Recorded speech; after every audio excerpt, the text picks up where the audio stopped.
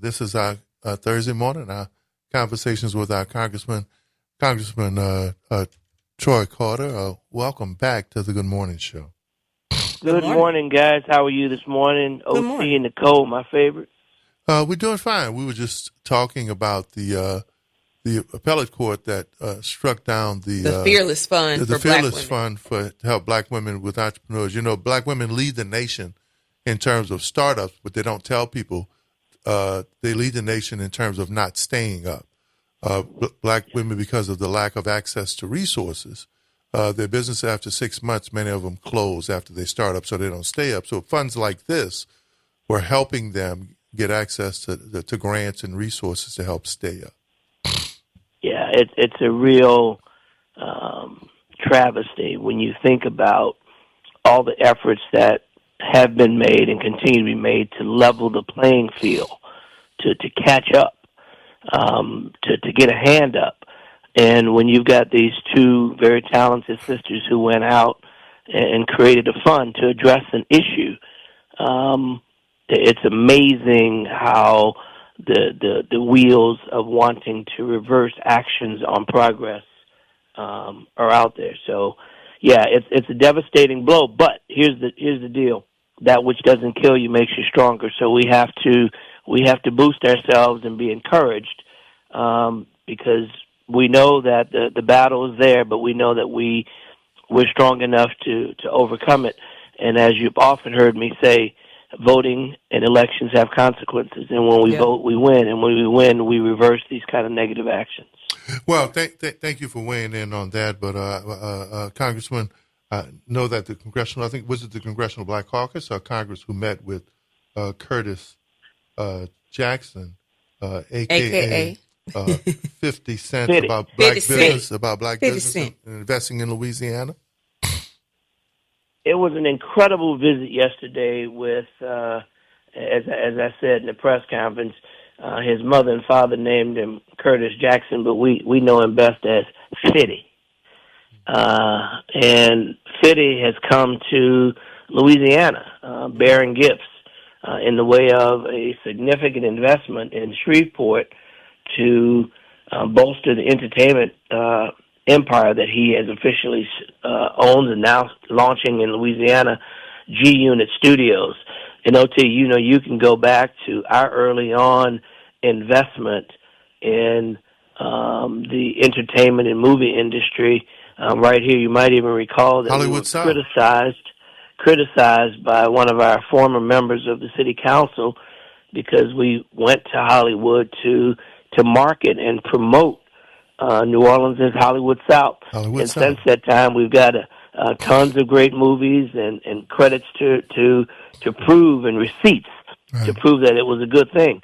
And so now we have 50 Cent coming to Louisiana, investing literally tens of millions of dollars, which would create hundreds and hundreds, if not thousands, of jobs and economic opportunity for Louisiana. Yet another example of putting Louisiana on the map. So, in addition, our conversation with 50 was about the wealth gap and how can we continue to do things to close the wealth gap between minorities and non-minorities, African Americans, women-owned businesses, disadvantaged businesses who historically have not had access to capital. Much of what you guys were just talking about with the DEI debacle, all of it comes back full circle, and that is strengthening in our economy and creating a level playing field. And so I'm real happy that we had a robust conversation with members of the Congressional Black Caucus.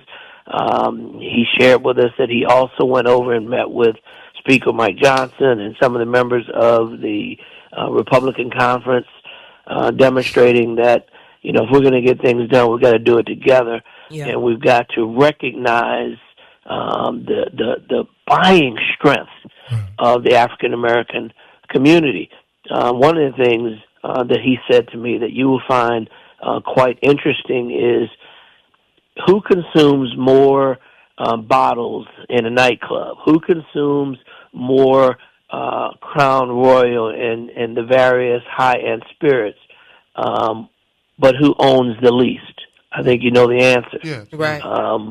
And so when you talk about the disparity of consumer participation versus ownership, man, we've got to pun intended, we got to bottle our own strengths. Mm-hmm. We've got to bottle our own resources and stop making money for other folks. Mm-hmm. Well, Congressman Carter, I got a question for you right quick, because I know sometimes that we don't like outsiders coming in and telling us, how to run things, how to do things. But how has the 50 Cent impression been so far, and how do you think that him coming in from the outside here, trying to help us make our economic strength better, how do you think it's going to be received on the other side? I think it's going to be received well because money talks. Mm-hmm. And it certainly helps that he has the kind of star acclaim that he brings to the mix. He's a rapper, an artist, a producer, an actor, an entrepreneur of multiple multi-million-dollar corporations. If you recall, he was one of the first to sign on with vitamin water. Mm-hmm. Well, Coca-Cola ended up purchasing vitamin water for $4.2 billion. Mm-hmm. All of the various TV shows and hits that are to his credit. And I will tell you, after spending some time with him, Brother Sharp has a very sharp business acumen. Was very, very adroit on the industry, rather it was high-end spirits or production. Talked about his relationships with Tyler Perry, and that, here's an opportunity for Louisiana to enjoy what Georgia's enjoying with the robust economy that Tyler Perry and his studios bring to Georgia.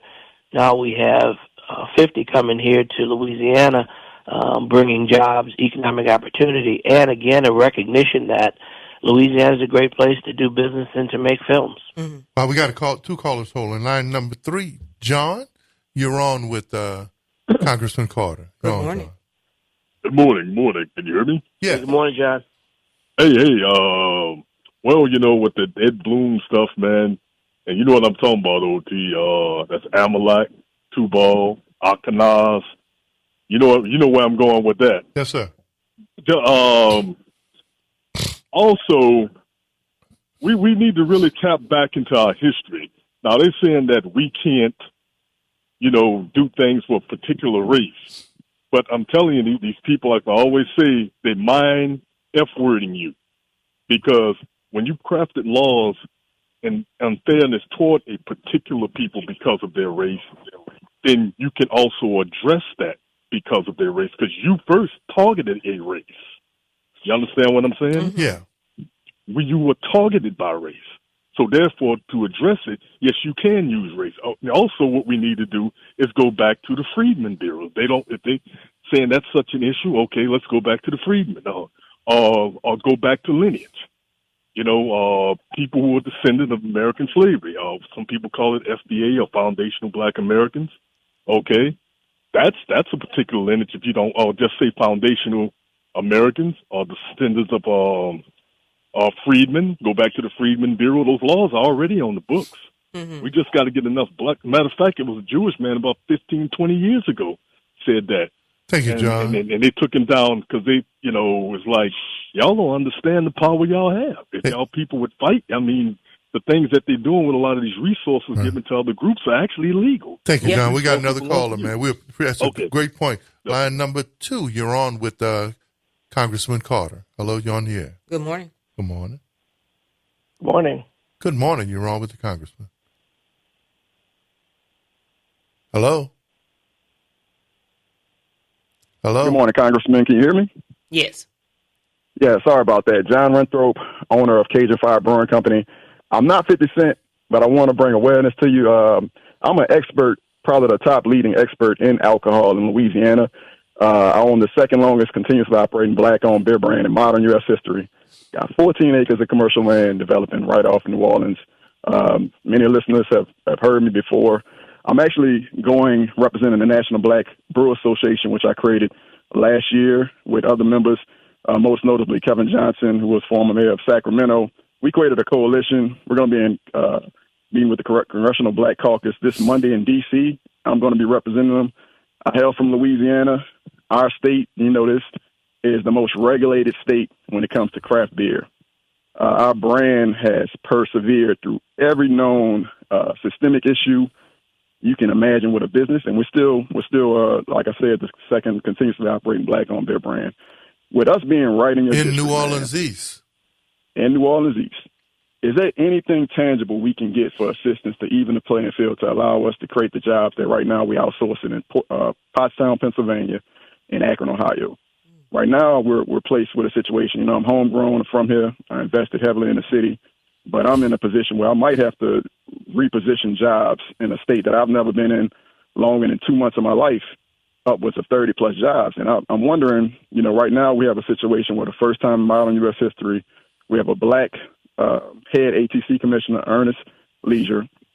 We have a black distribution company, which is wilder than people might realize, called Santerre, ran by Terry Briggs. And you have my black-owned beer brand that's 100% family-owned and operated. If we can't, in this small window, if we can't get policy to get my company or another wine company have production in Louisiana, we probably won't ever have that opportunity again. And with me meeting with the Congressional Black Caucus, I didn't cold call just about everybody. We would really like your support with just bringing awareness to it. And if we can't get it done in the state of Louisiana, I don't see a company having as much influence and distribution channels, which we have the largest black distribution in the United States. Yeah, let's let him respond, and we need you here, John. Congressman John Renthrope. Well, John, first of all, man, thank you for your investment in your creativity and elbowing your way into an industry that, as you indicated, many African Americans are not in. So you indicated that you'd be meeting with us next week. So I look forward to having a deeper dive exchange on your needs and how we might marry up with that federal resources. And, you know, we've got a whole list of possible areas where we may be able to weigh in to assist you with your business development. We just have to kind of dig a little bit into the weeds, determine the what, when, where, and how. But like always, I am 100% committed to help continue to build economic opportunities, and particularly one that's already standing, to make sure that you're able to sustain your business and you don't have to leave Louisiana to do that. So if you're going to be with us next week, reach out. I look forward to sitting down with you in D.C. or back home in New Orleans whenever you're ready to further dive into the particulars of where you are and what you need. Happy to help. Right, and we're actually we have no intention of leaving. We stand. I mean, you're gonna see us developing on that I-10 interstate. You probably see me cutting grass out there every other day. But we have no intention of staying. But these opportunities are presenting themselves, and you know, it's unfortunate that right now we're looking at a tune of 30+ jobs being created in Akron, Ohio, in conjunction with the LeBron James Foundation. We got a $4.8 million deal that their city council reached out to us, and they reached out to us. We closed on it. You know, this is some breaking news, but on our space, our whole mission is to create a hub in New Orleans. And we've seen companies like Faubourg, which has now run its course, and Royal Brewing get awarded to the tune of like $500K from different entities to get started. Grants, mind you. In my company, we've been here before them, and the historic precedence of our company is, you know, we're in the Smithsonian Museum, but in our own state, we seem to can't create the employment via lack of access to capital that we see in some of our competitors get in the waves. Now, you know, like right now, we're experiencing where there has been a craft beer rise, and now we're seeing those sales diminish as you got more generations buying alcohol, like you got Gen Z coming in that's trying seltzers. And from my perspective, I've seen a lot of actors and musicians go into the beer industry, and they come and go. But, you know, we're trying to create legacy businesses that has institutional kind of sensibilities with it. And my company is on par, like one of the few companies that's on par to match what you see now with Uncle Nearest, which is the fastest growing alcohol brand. And they've attracted so many revenue dollars to the state of Tennessee off of, you know, previously unknown exit. And we look to emulate that as well and bring some economy to scale to New Orleans. So Thank you, John, for bringing this to our attention and for calling in this morning, because I feel like, too, now you have expanded even more people to the tune of what you do in your organization. But also John's got to let him know that we've worked hard to try to channel some resources that has been very difficult to get the city, even though it was awarded and allocated to John. It's trying to get the city to approach the first time ever. A city councilman, allocated as much as $500,000 to a black business. So the difficulty is trying to get the city to program that funds to help him with his infrastructure, like they did uptown at the Alabama Shopping Center, like they're going to do with the 43 acres. I feel like this deserves its own segment in general. We got to go to break with the 43 acres, and then the NOLA VA meeting that John helped coordinate. So, Congressman, we got it moving in the right direction, but the resources need to move in the same direction is the right direction. That's been a challenge. And John, the Congressman will meet with you in D.C. and here, so that's an opportunity. We're going to take a break, and when we come back, we got Jonathan on hold and conversations with our Congressman.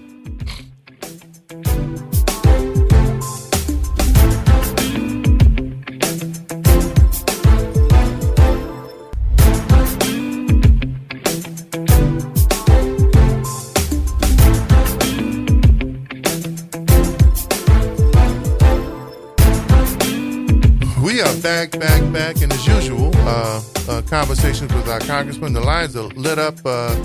Congressman Jonathan and Reverend Calhoun. Jonathan, line 3, you're on with our Congressman. Good morning. Good morning, Congressman. And thank you for holding. Yeah, no problem, sir. Good morning, Congressman. It's good to hear your voice. Good morning, sir. Yes. Good morning, sir.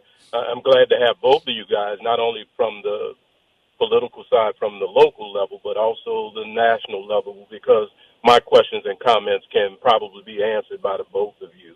And I don't know, you may have addressed it, but I got on a little late.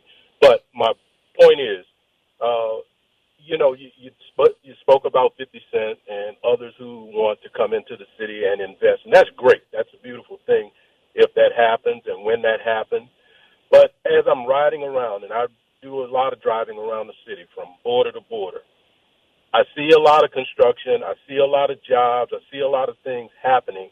However, I don't see a lot of people from our communities working on those jobs. I see trucks.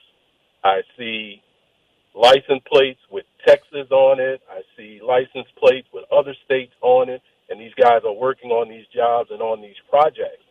My question is, what is being done both locally and nationally to make sure that people from our community are in those jobs or on those jobs?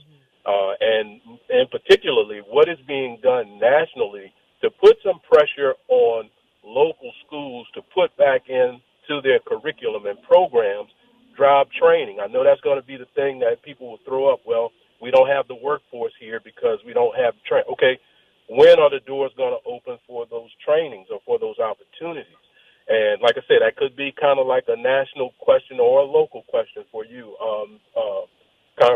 Councilman Thomas. And Jonathan, I just want to make sure you do know that 50 Cent is not in New Orleans. He's in Shreveport, but still understanding the context of your question. 50's in Shreveport, but what Jonathan highlights is that in Louisiana today, while we see the subterfuge of the surface level conversations coming from Baton Rouge, the top 5% in Louisiana, the wealth gap is 14 times wider than the bottom 20% here in Louisiana. So and who ranks in that bottom? Usually African American and African American families. So where is the effort? Right, we can highlight 50%, but he's not here. Where is the effort to focus on that wealth gap in Louisiana that is wider in many cases than most of the rest of the nation? So of course we have that conversation here locally, Jonathan. We have it here. But at some point, that conversation has to happen in Baton Rouge when you talk about the United Way Alice report, when you talk about what the Congressional Black Caucus is trying to do. Probably the best wealth conference or workshop that I went to was last year at the CBC that highlighted the widening gap and the fact that only African Americans are only using 3 cents on every dollar now. It's not even the 8 hours we thought it was. So we got people stunting more now, but the gap is getting wider, Jonathan. Right, and I'm noticing, and I know you noticed it, OT, we're losing folks. I mean, our community is changing. It doesn't look the same. And I get a lot of feedback from folks saying, well, there's no opportunities, there's no jobs. But yet we see people coming in working on jobs, and that's my concern. Gotcha. That's my biggest concern. Appreciate Thank you, guys. John, let me weigh in for a second and talk about one of the things you mentioned, and I thank you for bringing that point forward. And it's one that we literally talk about every day, because it hasn't fallen short on our ears or our hearts, the need to lessen the gap and to level the playing field and to create more opportunities. And on that, one of the things that we have scheduled to talk about today is the creation of the Disaster Preparedness and Recovery Caucus that I founded in Washington. One of the core reasons about founding the caucus is not just about the traditional parts of being ready for a storm, although that's very important. One of the key components of it is the recovery side, and the recovery side addresses exactly what you talked about. In the aftermath of a storm, we see Mississippi, Texas, Alabama license plates leaving out of our state because, coming in and taking money out because they're part of the rebuild process. Well, why can't we have people from Louisiana be a part of the rebuild process? You had insult to injury. A storm comes and tears up our community, and then we have to watch people from other parts of the world come in to rebuild. Well, we have talented people right here in Louisiana, in New Orleans, in all parts. We've got to make sure that as we do that, we are using the talents that we have to not only rebuild our communities, but rebuild our economy and personal families. So a part of the Recovery Caucus that I founded is to do just that, to work with FEMA, to make sure resources are on the ground, and that every effort is made to utilize local talent in the onset, during, and after a storm to address the very concerns that you're mentioning. So, brother, we hear you.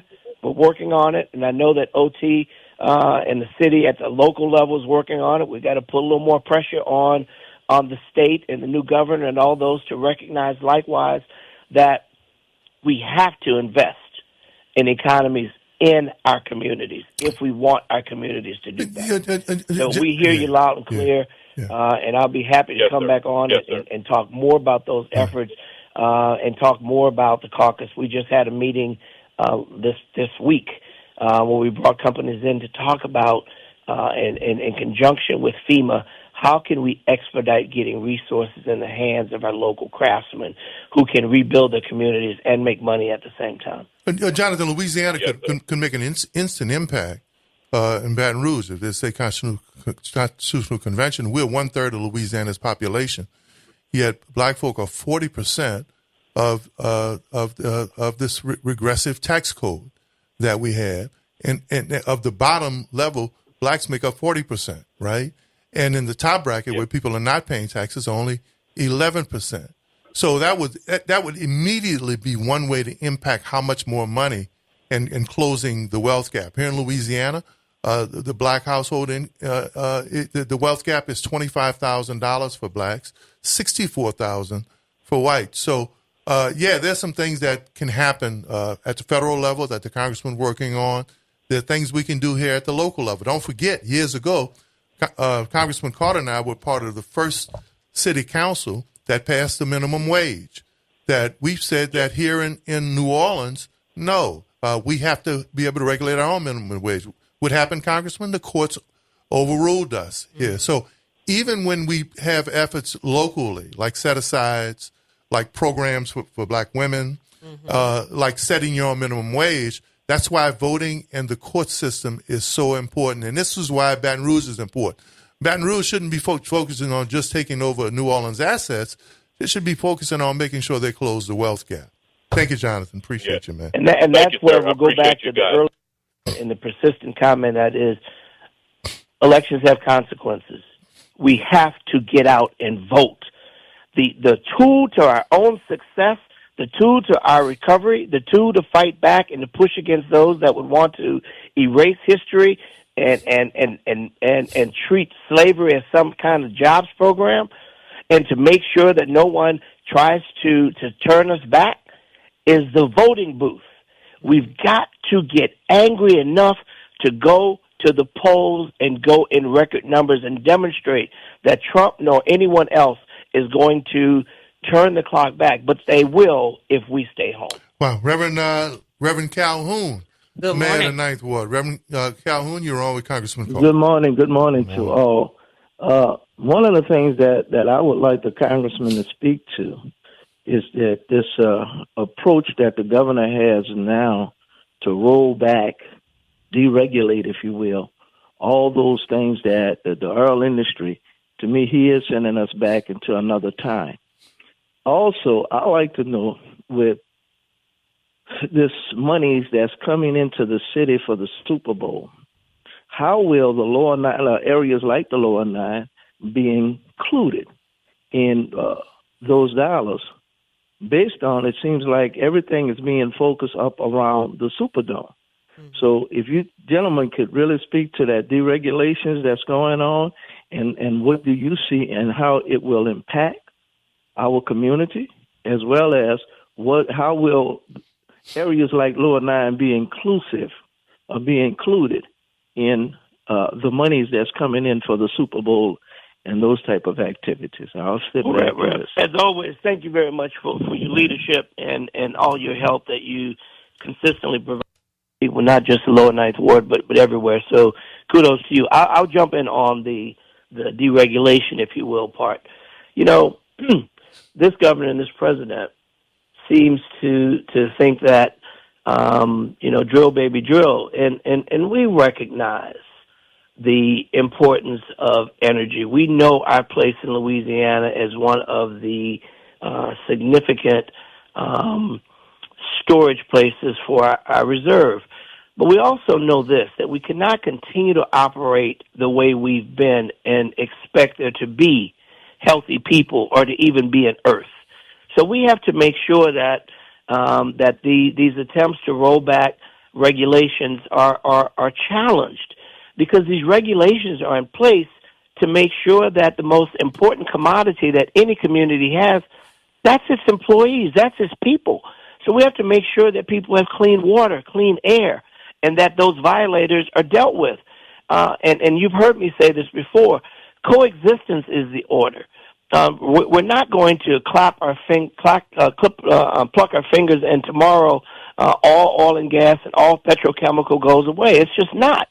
But what we can do is to make sure that we're doing it as efficiently, as safely, as environmentally sound as possible, while we find ways to wean ourselves off of fossil fuels, to be more in line with wind and solar and cleaner forms of energy. I will tell you that this administration, the Biden-Harris administration, has done more in the last 3 years than has probably ever been done in the history of environmental justice through the Inflation Reduction Act. Billions of dollars that have been pumped into our economy to make sure that we have cleaner, greener environments. Fighting for and making sure that people are first. The great work that Rise St. James and others are doing, Dr. Beverly Wright doing, making a huge difference.